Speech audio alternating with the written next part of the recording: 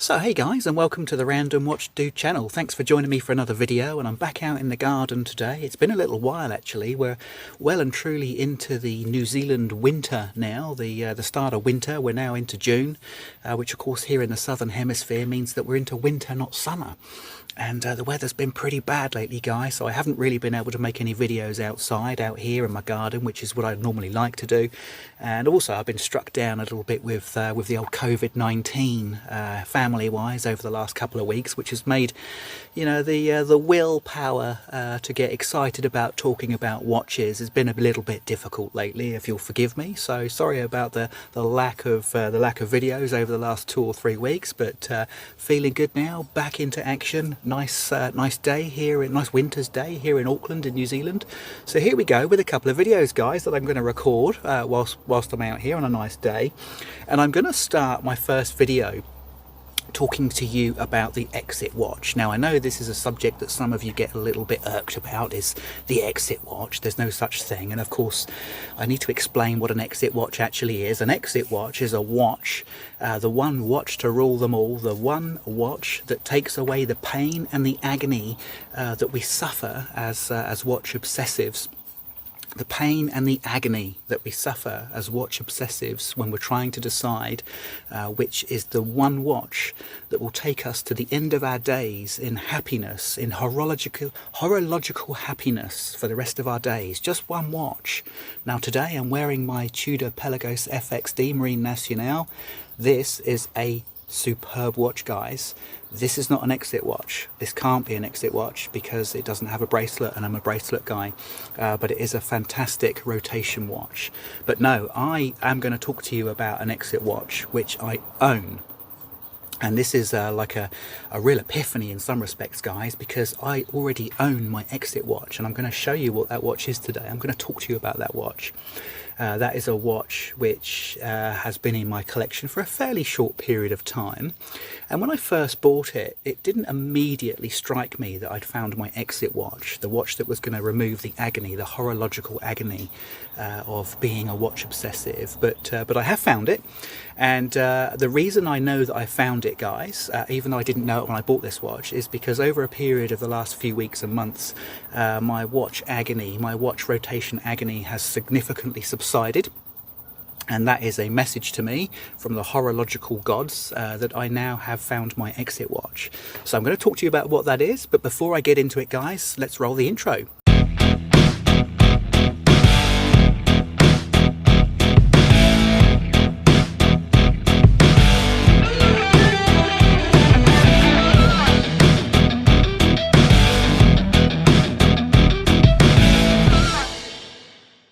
Okay, so exit watch. Now I made a couple of videos during the summer here in New Zealand. Now that would have been 3 or 4 months ago now, just around the Christmas time. I made a couple of videos actually where I talked about the exit watch, and I ran a poll and I put up 3 possible exit watch alternatives for you guys, and we ran a poll. One was the Submariner, the modern Submariner. Because what I did was I stuck to modern watches that you had to buy as a brand new watch. I didn't include vintage and neo-vintage watches in that poll. And of that poll, basically, guys, what it boiled down to and it came down to a vote. This wasn't just my opinion, this was a poll opinion as well, as you guys voted for, and I would have voted for it myself too, was the modern day Rolex Submariner date as the exit watch. You know, the one watch to rule them all, the one watch that you can wear, sell everything else in your collection and still be a happy horological geek, because the Submariner has everything you need in a watch. It's the right size. It's kind of hard to get, you know. I get that as well. It's hard to get. It's not an easy watch unless you want to go grey market and pay about 20% right now above retail, 10 to 20% above retail. It is a hard watch to get from your AD. No one's denying that, and it always will be. Actually, I think that watch will always be quite difficult to get from your AD. But if you are able to get one, or you're prepared to buy one from the grey market, that is a fantastic exit watch.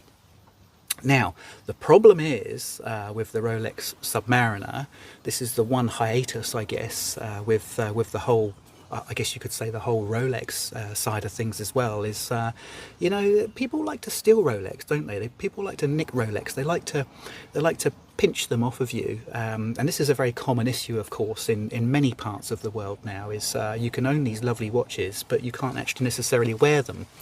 And so what that leads us to is, you know, trying to find watches that aren't quite as easy to spot, that watch thieves aren't so interested in. Because let's face it, if you want an exit watch, a watch that you can wear everywhere, anytime, any place, you're not going to really want to wear a Rolex, are you? Because the chances are, in some places in the world, you're going to have that Rolex stolen off of you, or you're certainly going to attract unwanted attention. So what you need, guys, really, for a proper exit watch, you need a watch that kind of falls under the radar with regards to the thieves, that isn't so easily recognizable, or let's say isn't necessarily a watch that is highly desirable either. Now I own that watch, guys. I own that watch, which sits right in that perfect space. Right in that perfect space of being a beautiful watch that covers all the bases for a horological nutter, but it also flies under the radar, and I'd quite happily wear this watch anywhere in the world, no problem. And I've got it here, guys. I own this watch. There it is. It's the Omega Seamaster 300, reference 2254.5. I've owned this watch for about 3 to 4 months now, guys. And it's taken me a little while to realise this is the exit watch. This is the one watch to rule them all for me. This is the watch that takes all the pain away. And what I'm going to do now, guys, is I'm going to cut to a close-up video of this watch and show you exactly why this is the exit watch. Okay guys, so here we are with the close-up. Now some of you in previous videos have shown extreme displeasure in the comments about the fact that I've been resting my watches down on stones or on hard surfaces, and some of you have got quite upset about the fact that I may have been scratching the lovely clasp on the back here. And as you can see, I put this watch down quite frequently on hard surfaces, on stones. And look, I'm very pleased to say, guys, that I'm quite careful with my watches, and I know how they get scratched very easily if you're not careful, and I am careful. But it's amazing how many people get upset that you know, just because I've rested my watch down on a stone sometimes. But hey, look, guys, I've got a question for you on that actually, and I was going to make a video on this at another stage, but I've got a question for you. Do you wear your watch, or does your watch wear you? And that's the title of a video that I'm going to make quite soon. Do you wear your watch, or does your watch wear you? But anyway, that's another video for another day. So guys, this is the Omega Seamaster 2254.50 41mm automatic. This is my, and I'm not telling you guys that this should be yours or you should discount any other options. This is my exit watch. What do I mean by exit watch? A watch that takes away the horological unhappiness of being constantly in search, constantly in need of the next watch to fulfill your horological happiness. This is it for me, guys. This is a go anywhere, do anything.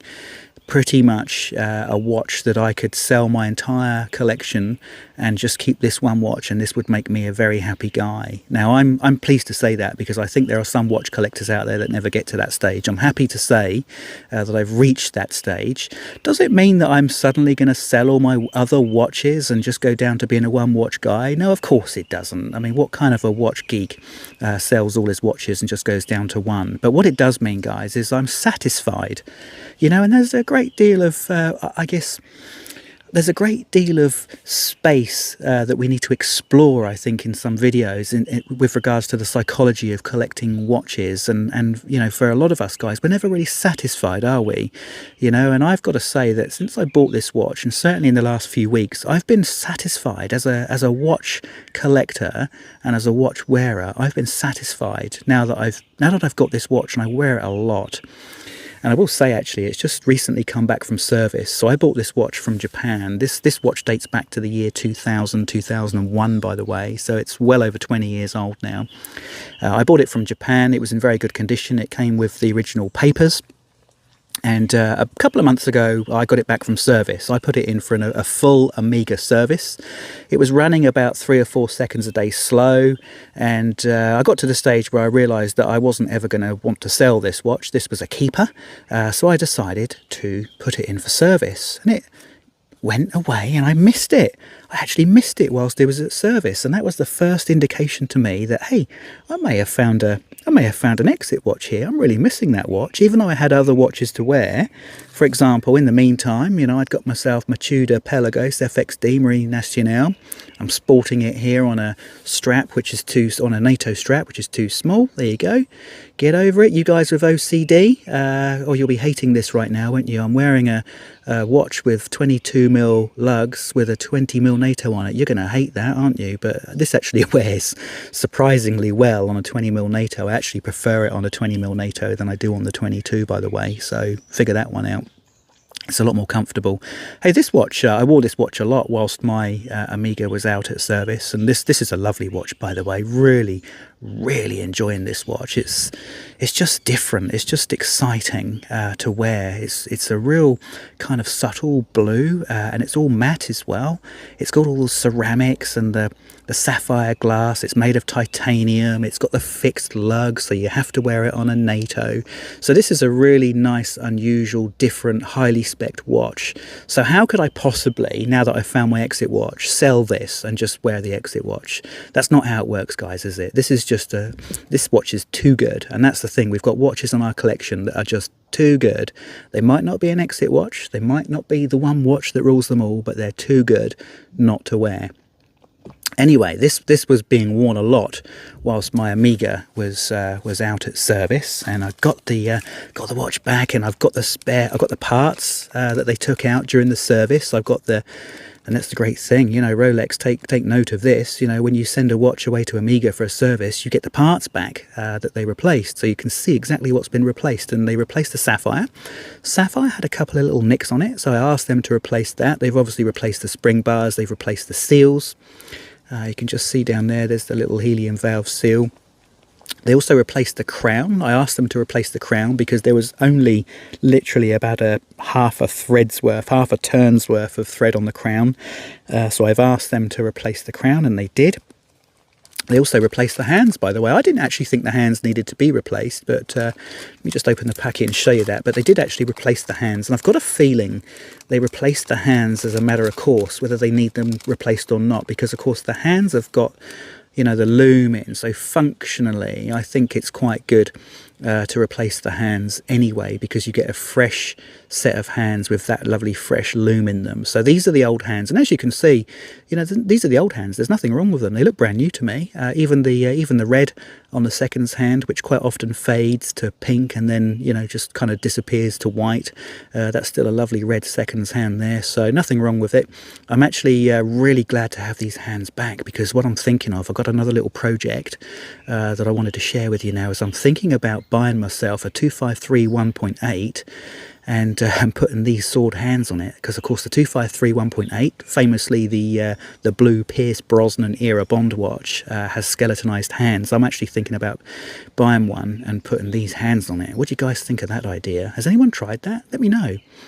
Anyway, I've got these hands, so that's really cool. So I've got all the spare parts here. Now, interestingly, they didn't actually need to replace any of the mechanical movement parts, and I think that's because it didn't really, the watch didn't really, wasn't crying out for a service, let's put it that way. It didn't feel like it needed a service, but I didn't know when was the last time it had been serviced, and because I knew that I was keeping the watch, I decided to get it serviced for peace of mind.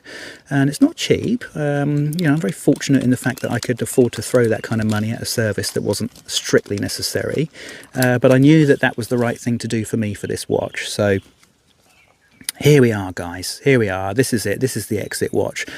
Now, what makes it the exit watch? Let's just cover some basics here. I'm not going to give you the full specs of this watch. What makes it an exit watch? Well, the first thing, guys, is comfort. This is a supremely comfortable watch to wear. This bracelet is absolutely divine. It's the same bracelet, actually, that you get on the Speedmaster of that era.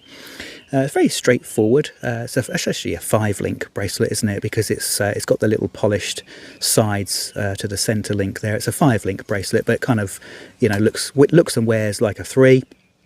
It's got that gorgeous Omega clasp of this era. That's just a very straightforward clasp. It's got a lovely, gorgeous, satisfying click to it. It's got the engraved logo there. I love this about Omega watches, by the way, that engraved logo that they put in the clasp. They still put in that in the modern clasps now as well, but I prefer it when they used to do it like this with several lines of writing. I think now they just put the big Omega logo on the clasp, but I love it with these lines of writing on there, Seamaster Professional. And the great thing, of course, about this clasp is that it just sits so nice and flat. You know, it's completely flush with the bracelet links. Supremely comfortable watch to wear. I will say, when you're wearing this watch, you don't actually, after a while, you just don't feel like you're wearing anything. It's just so smooth and silky. The finish is just so smooth and silky. You've got that lovely solid case back there with these gorgeous satisfying wave patterns engraved there, and that of course just sits and floats nicely on your wrist. Really, really comfortable. It's a light watch. It's satisfyingly weighty in the fact that you know you're wearing a steel watch, but it's not a heavy watch like some of the Omegas are. It's got a thin profile, so it's not a big chunky boy like the Planet Ocean. And I do believe that this is slightly thinner than even the modern Submariner. You've got a date function here, but the interesting thing about this watch, and you can see it here, is the date function doesn't distract from the balance of the dial, and that's another really, really subtle kind of, I don't know, advantage that this watch has over the Submariner even, is that you can see the date very clearly because it's white on black.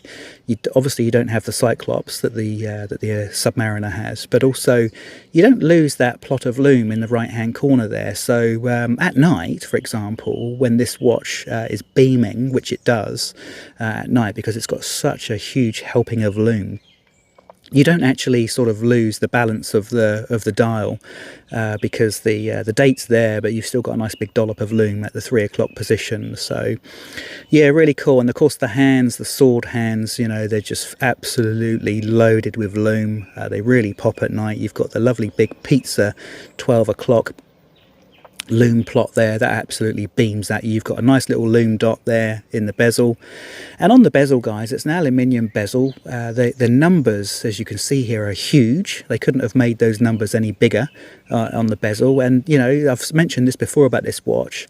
What's really nice about the bezel is that despite the fact that those numbers are huge, it somehow manages not to look like a toy bezel. It doesn't look like a toy watch, despite the fact that those numbers are absolutely massive, aren't they? I mean, you know, you compare them to the numbers, for example, on the FXD bezel. Look at those. Look at that. You know, the 20 on the left versus the 20 on the right. You know, they're huge. But it somehow doesn't make any difference. And of course, here are the two watches together. I believe the Pelagos is 42mm, and the Seamaster, of course, is 41. So that's what they look like side by side. They are both supremely legible. I would say the lume on the Omega is still better. Yeah, you heard it first, guys. The lume on this 20-year-old Omega is still better than the lume on this Pelagos FXD, despite the fact that the lume on this Pelagos FXD is no slouch. It is fantastic, but this is still better. That's how good this watch is, guys. So yeah, look, that's pretty much it, really. I mean, when you're looking for a go anywhere, do anything watch, you can wear this with a suit. You can wear this. I wear this when I'm coaching the football team, my boys' football team. I wear this in rough and tumble situations, guys. I don't baby this watch, but I'm quite happy to wear it with a suit. I'm quite happy to wear it in very formal occasions. You know, it's black, and black just goes with anything, doesn't it? There's not too much colour popping out there. It's just kind of got everything you want, hasn't it? And in terms of reliability, you know, it's running on an old modified ETA movement, so it's pretty easy to service, easy to get parts. There will still be parts available for this watch in 25, 30 years' time. So it's never going to be a problem to get this serviced. So yeah, guys, look, just to cut a long story short, this is it for me. You know, I don't think I'm going to get anything closer to an exit watch than this, the Omega 2254.50 Seamaster Professional, commonly referred to as the Peter Blake. You know, you'd have to Google that if you want to know why it's called the Peter Blake. And I like to refer to it as Pierce Brosnan's kind of offset watch. You know, he never wore this watch in any of the Bond films. He wore the 2531.8, although in the first film, Goldeneye, he wore the 2541.8, which was the quartz equivalent. But this is a Pierce Brosnan era Bond watch, although it's not one that he ever wore in the movies. And for me, actually, that makes it even more kind of alluring, because it just takes that kind of hype away from this watch. And what you're getting here is a Bond watch without the hype. I guess that's another way of putting it, isn't it? So there you are. And I suppose really I ought to put it on the wrist. You know, this being a wristwatch channel, I should just chuck it on the wrist there, and there you go. I wear my watches on my right wrist, as you can see. There we are, guys. It just sits really nice and flat on the wrist. The bracelet, honestly, guys, this the silkiness of this bracelet, I can't tell you how nice it is. I have a silkiness test of bracelets. I'm a bit weird like that. I like to feel the texture of the metal and test it and compare it to other textures of metal. And this is such a beautifully silky, smooth finish that it absolutely feels lovely to the touch as well. It's lovely on the wrist. The watch slides around nicely on the wrist. I don't wear it tight. I wear it quite loose. It slides around really nicely without sliding around too much. And that clasp, as you can see there, just sits lovely and flat. So there you go, guys. Gorgeous watch. Really happy with it. My advice to you is, if you're looking for an exit watch, not because you want to exit the watch hobby, not because you want to sell all your watches and own one watch, but if you want a watch that you can just wear anytime, anywhere, go anywhere, do anything, and you don't want to break the bank, and you don't want to necessarily buy a Rolex or a 20 grand Omega, get yourself one of these, guys. Get yourself a nice one of these second hand, send it into Omega, get it serviced, and you've basically got a brand new exit watch for half the price of a modern Seamaster.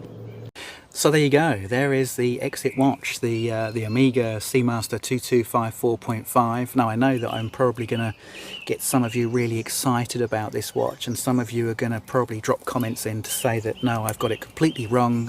It should be this watch or that watch or whatever. And I just want to stress again, guys, that this is very, very subjective, isn't it? This is the watch hobby. It's basically just glorified man's jewelry, and you know, one man's junk is another man's treasure and all that kind of stuff. So I'm just sharing with you my views on the on this lovely watch. The fact that it's an exit watch for me doesn't necessarily mean it is for you. But I suspect, guys, that for a lot of you, this type of watch, this style of watch, is exactly what you're looking for in an exit watch. Anyway, there's another video coming soon. There's a part 2 to this, and of course the part 2 is, notwithstanding the fact that I found my exit watch, I've also found the perfect 2-watch combo meal deal. So, 2-watch combo meal deal, to coin a famous Archie luxury saying, I have also found my 2-watch luxury combo meal deal, and in the next video I'm going to show you what my meal deal is. Thanks for watching, guys, and I'll see you on the next one.